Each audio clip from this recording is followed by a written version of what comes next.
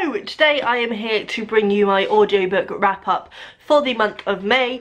I'm just going to say now that it's been a really productive reading month in terms of my audiobooks, so let's get straight in without further ado. I started the month with Dancing in My Nuddy Pants by Louise Renison. This is part of the Confessions of Georgia Nicholson series, starting with Angus Songs and Full Frontal Snogging. I think this is the fourth one now. I might be wrong, it might be the third. It's either the third or fourth. I'm pretty sure it's the fourth. And I'm really enjoying this series. I think, strangely, I've said before, it's one of those series that just completely escaped my attention when I was younger. I feel as though I was a little bit too old when they came out. I can remember certainly when I was about 16 they became really big because the film was released, but obviously I was too old by then to really be that fussed to pick them up. But I think these are fantastic and I would highly recommend listening to them if you get the chance, because Louise Renison, who has sadly passed away, reads the audiobooks herself, and I think her moody teenager voice is just on point. It's so funny. Basically this just follows the life and relationship tribulations of a 13-year-old girl called Georgia, who is, to be honest, not very pleasant, but she's kind of a lovable character anyway because she's so unaware of how unpleasant she is. She just has no awareness of the people around her or the fact that other people have feelings too.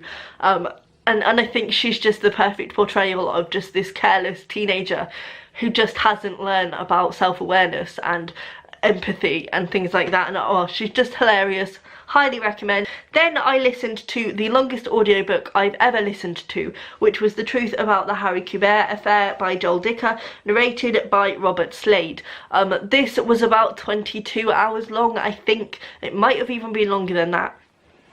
But I have kind of had this on my periphery for a while. It's a mystery book written from the perspective of a writer, and I just love writer characters in books. So basically this follows a writer called Marcus. Start the book when he is in the aftermath of a really successful first novel, and he's having pressure on him from his agent to give them a manuscript. He's got a deadline by which he has to give them the manuscript, otherwise he has to give his advance back. And he goes and stays with his old English teacher, Harry Kubert, who has kind of been his mentor and his friend as well as his English teacher in university. And while he's there, he discovers that Harry Kubert had an affair with a 15-year-old girl who went missing back in the 80s. And not long after he returns home, he hears that Harry Kubert has been arrested because Nola, the 15-year-old girl's body, has been found in his garden. And Marcus then goes and tries to clear Harry's name, obviously, but he also decides that this is going to be his second novel, and he kind of goes along with the detective story of it and gets sort of taken along by the police and stuff because obviously he's writing about everything. I really enjoyed the listening experience of this. I think even though it was so long, it didn't feel like it was dragging at all. You know, it was fast paced, I enjoyed it, and because there was a writer character at the centre of it, I enjoyed that aspect. But to be honest, I think if I had read this, I wouldn't have overly loved it. For one, Marcus is not a pleasant character, but there was kind of no purpose to his unpleasantness. I feel like, even though obviously he was the central person through which we were seeing this story, the focus was not on him. We didn't really go into his life that much at all. So I feel like making him a kind of unpleasant person, it didn't really serve a purpose, and it kind of just turned you against the book a little bit. Also, I would say this, I don't read crime mystery books for a good reason, and I think the thing is that they have this trap in the very genre that they are in, that they either have to make the crime revelation a complete shot in the dark, something that you don't see coming at all, in which case it kind of just feels to me a bit like, well, that was lazy, because, you know, I think you could have just said anybody did this, you know, this person that we never even knew did this, just for the sake of the shock factor, I think, and that puts me off. But also then there's the other option, which is to make it really obvious, and I feel like this book kind of went for the shot in the dark option. I feel like there were obviously the people that were in the frame and then somebody completely different did it, you know, and there was no real motivation there. There was no, I couldn't be like, ah, yeah, I see why that character would do that. It was just kind of in there for the sake of being a surprise shock ending. I did enjoy it. but I can see reading it I probably wouldn't have enjoyed it as much. So I don't know, if you're intrigued by it, I'd recommend getting the audiobook instead, because the narration is really good, and it was an enjoyable experience anyway. Then I read Talking as Fast as I Can by Lauren Graham. This is a memoir narrated by Lauren herself, and Lauren Graham is the woman who played Lorelai Gilmore in the series The Gilmore Girls. I finished watching that series last year, and absolutely adored it. I think it was so wonderful and just so heartwarmingly comforting, and I've been missing it ever since I finished it. So as soon as I heard that Lauren Graham had a memoir out, I had to get it. I didn't enjoy it. I really didn't enjoy it. It's a shame, but I just didn't. To be honest, I think part of the problem is that this is very heavy in the American pop culture references, and obviously I'm not American, so I kind of had a rough idea of who these people were that she was talking about. But here in the UK, we don't really know much about those characters. They don't really mean anything to us, so it kind of didn't have that much overall impact on me. I also find that Lauren kind of took the title Talking as Fast as I Can too far, because the audiobook is literally like this, and then I did this, and then that happened, and then oh my god, that happened. And it was just like the first hour I was listening to it, because I listened to my audiobooks on the side of working. The first hour I was listening to it, I was like, I literally don't think I can listen to this. It was just too much, and it was giving me a headache. I always say that I think the writers of non-fiction should narrate their non-fiction. I think it adds a nice personal touch.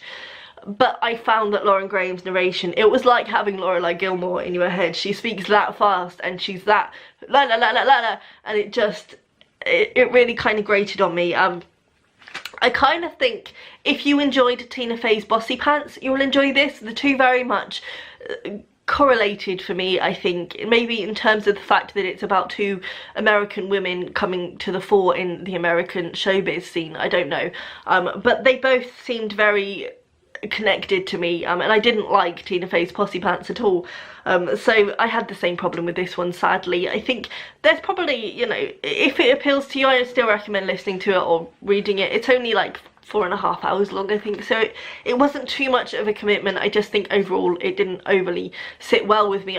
It read to me, or listened to me, more like a collection of essays than an overall memoir. There were just kind of these scenes that just weren't overly related together. There was no overall arcing narrative or timeline.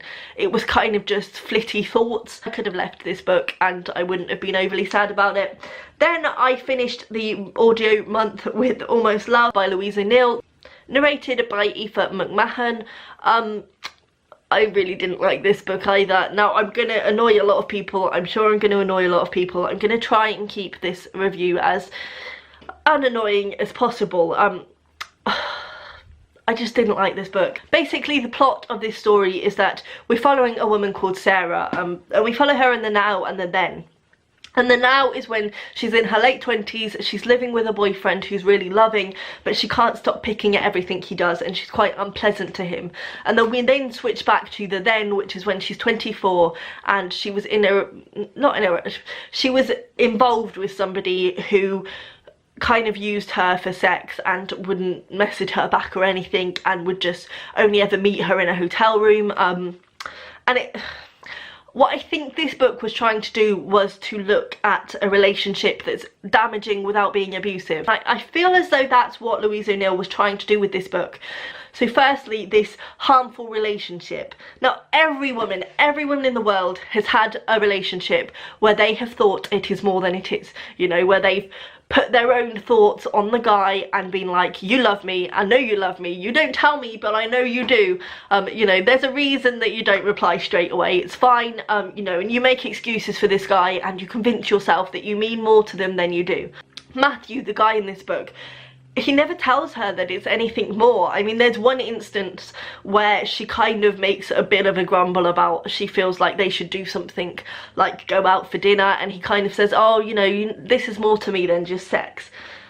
But that's once, at the very, very start of the relationship, and from that point on, anytime she says anything about wanting to be in a relationship, he says, that's not what this is for me. I thought we were both on the same page. The moment she says to him, I want to be your girlfriend, he says, I'm going to walk away from this. And he does, you know. I don't think it's right what he does to her, But I also don't think he's overly in the wrong. I think she's also in the wrong because she put all this stuff on him. He never told her that he loved her. He never said they were going to be together. He never acted as though he cared about her. He only ever met her in a hotel room. And the one time that he does come out and kind of be vulnerable in front of her and invite her back to his house, she actually says that she was repulsed by him. And can you tell that this book kind of annoyed me? It really did. It kind of annoyed me, which is why I gave it 2 stars. Ultimately, the reading experience was enjoyable, and I was going to give it 3 stars, but just the overall impression was just so irritating that I had to give it 2.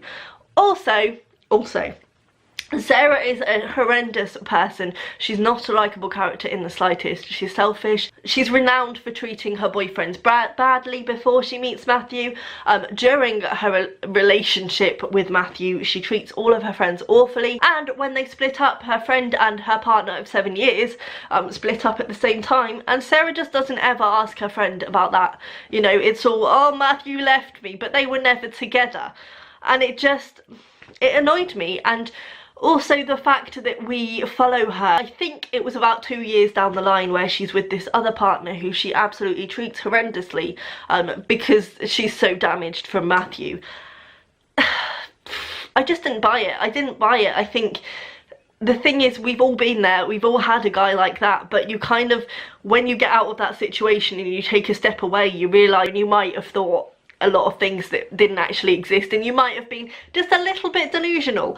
But it's kind of made out like Sarah's like damaged goods, and it's understandable that she's being such a terrible girlfriend now because she had this bad experience once with a guy, and it was literally just a guy who she was having sex with who didn't want to go out with her. You know, he never painted it up, he never pretended. That was what it was. And all of the other stuff, all of the stuff with her thinking it was a relationship was in her head. And to be honest, I think I could have got past that and it could have been more realistic to me if she was a likeable character. But throughout, she remains horrible. She puts everybody else behind her own priorities and does shitty things to her friends and stomps all over her dad, and I didn't like her. I didn't like the book because of her. I didn't really understand what the book was trying to say. I did like the bit where Sarah is messaging Matthew because I think they're very realistic, and every woman can probably associate with the fact that, you know, it's all Sarah, Sarah, Sarah, Sarah, and then Matthew will send her like a text every few months like, hi. You know, I think every woman's been there, but I just don't know. What I would have liked to see was more development of the relationship, more of Matthew misleading her or, you know, making her feel as though she's his world. I think that would have worked for me, but the way that this relationship played out, it was just unrealistic. I don't think that Sarah would have been hung up on it for 2 years, certainly. Everything about it just did not appeal to me. As I say, I don't understand what the overall point was, and I don't think that the characters were particularly believable or that the storyline was particularly believable. So there was that. That's my rant over. So that is all the audiobooks I have been listening to. Please let me know down below if you've listened to any good audiobooks this month, and I will see you next time. Bye.